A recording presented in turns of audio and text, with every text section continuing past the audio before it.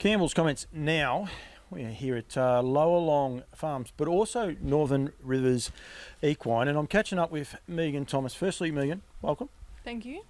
Thank you for coming in and agreeing to come on. I try to get to know, I suppose, staff and people behind the scenes. One of the things I try to push, because I think any good business it can only grow with the staff that they have. So, and you're a bit of a unique story here at Northern Rivers, aren't you?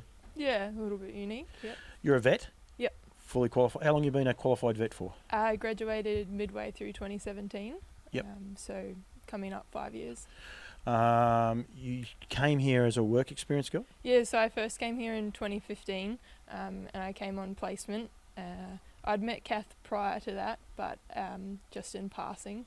And yeah, when I met her, she had Heidi in a pram at the front of a crush, and she was scanning mares. It was during breeding season, and yeah, I remember the name of the clinic, so I decided to come here for placement, and yeah, I've just sort of been coming back ever since. After placement, I started working during the stud season on my holidays, just a little bit of everything, and yeah, helping out. Your journey starts a little bit earlier than that.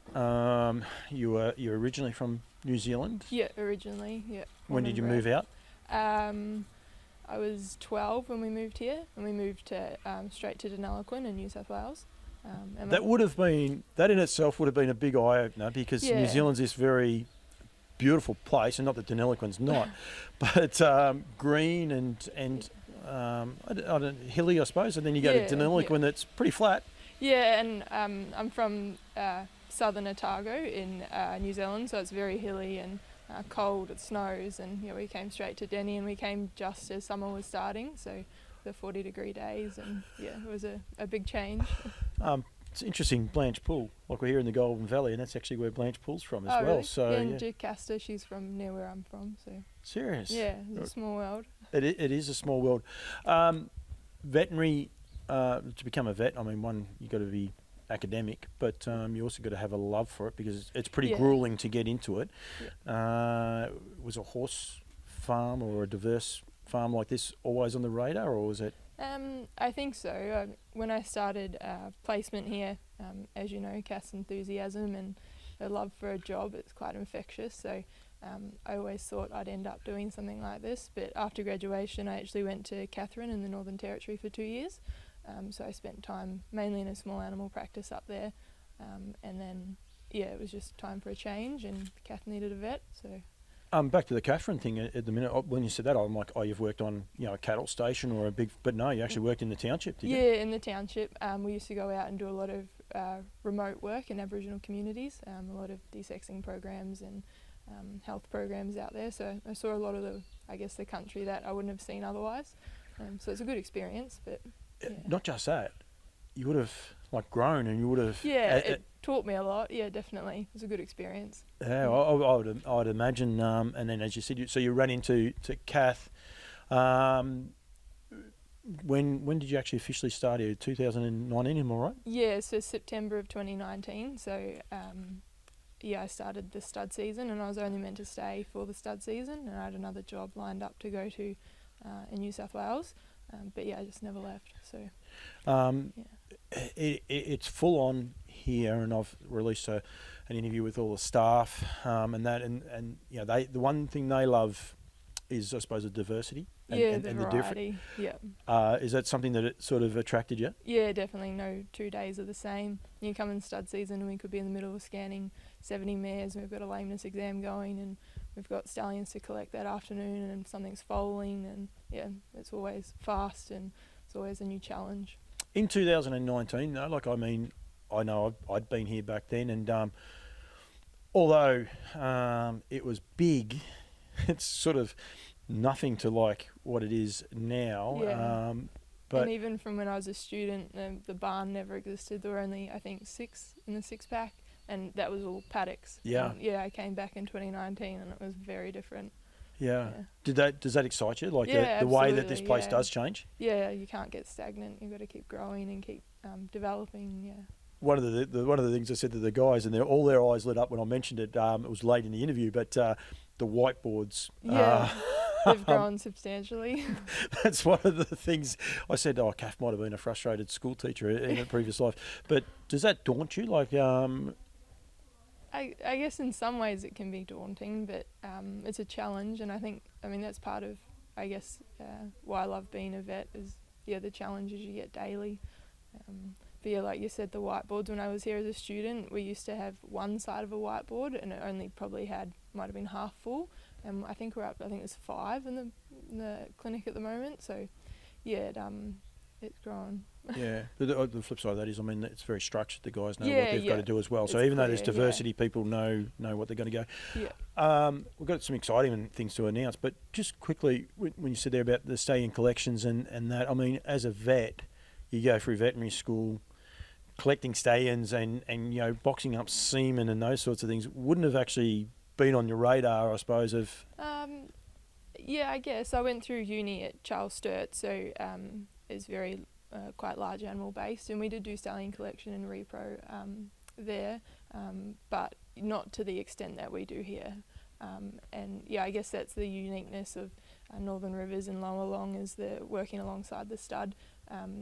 We see a lot, and right through every stage of the horse's life as well. So yeah, you get all the stud medicine as well. Yeah.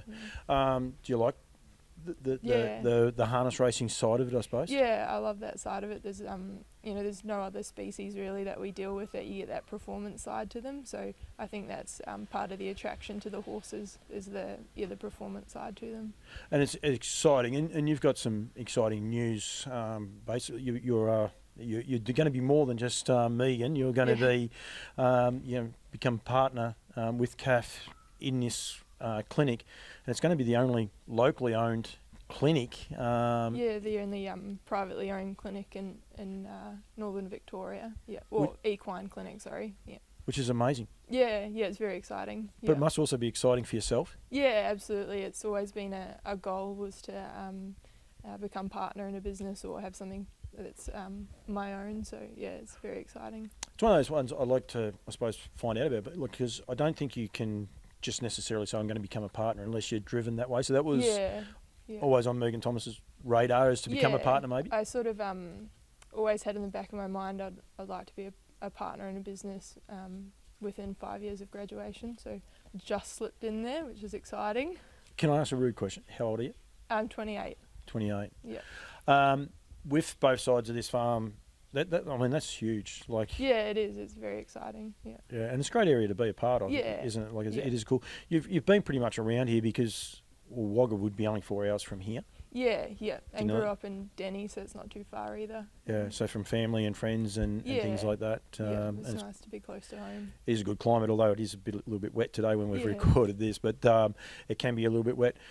The evolution of this place and the way that it's changed, it must be exciting. Not just the amount of mares. I mean, recently, the breeders of the year was Lauriston Park. You've got those horses, so you have these huge quality horses and mares. Woodlands are on board with stay-ins. Like, you got a horse like American Ideal, who is fully booked out. So you get that sort of backing. That must be exciting. Then you also have the yearling sale side of things with Nutrient, and you guys are officially the partners there with them as far as doing all the scopes and lameness checks. Yeah, it's great partnerships that we've got established, and it just increases what we get to see as vets and what we're involved in. And I think the scoping last year we did Melbourne and Sydney, and Melbourne we would have scoped 80% of horses, so it's good for the clinic, and it's a good partnership with Nutrient. Do you enjoy that day? Yeah, it's great, and it's busy. It's a team effort, definitely. I was the only vet, and then we've got 3 or 4 people that help out, and they're all very essential in the process, and it's a very busy day, fast paced. And there's also pressure, though. You've got to make the right call, definitely. Yeah, but it's a necessary part of the process. I'd imagine Kath, knowing the sort of person that she is, she's always there for that support. Anyway. On scoping or on sales day, she's usually there with Llowalong, and I'm there with Northern Rivers. But you've always got your second opinions, and I generally use a specialist second opinion just so it's removed. But you've always got backup and support, and Kath's very supportive and a good mentor. So. And it's one of the things I said with the guys when interviewing them about being encouraged to grow. I imagine absolutely. she does that same with you. She has a great ability to bring out the best in people, I think. Absolutely. Yeah, I've said it through my business. I mean, she's quite often will give me a harebrained idea. In fairness, I gave the one for interviewing the staff because I think sometimes there's so many people behind the scenes, including yourself, that people don't get to know about. So I think you've got to get that message out there. But she just basically says to me, "Oh, you can do it." I would imagine she's similar to you. Absolutely, yeah. And you walk away, you scratch your head, and you think, "Okay, I've got to do it." Yeah. And she has the confidence in people to do it, and she knows they can do it. Yeah, definitely. The business here, it is very, very big. You know, I asked Kath off air, like, you know, is it going to get any bigger and all the rest? And she goes, "No, it's okay." But we both know Kath. Exactly, you said that. Kath, she said that first, not me.